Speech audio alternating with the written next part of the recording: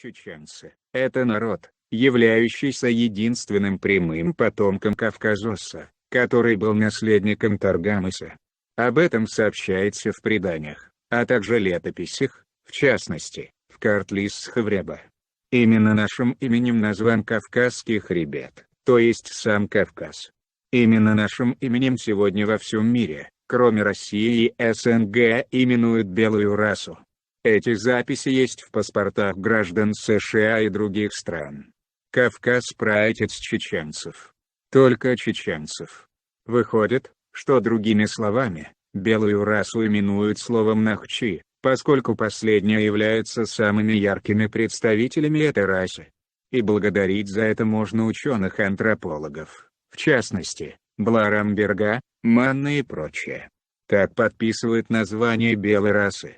И лишь в России с имперских времен это слово заменено на европеоидная раса, чисто из политических соображений, поскольку велась полномасштабная война против чеченцев, сынов Кавказоса. Как же так? Ведь они дикари, нельзя же называть их именем целую расу, ведь это указывает на то, что они чистейший вид из нашей расы. Так они рассуждают, это их мотивировало. Так и появилась европеоидная раса.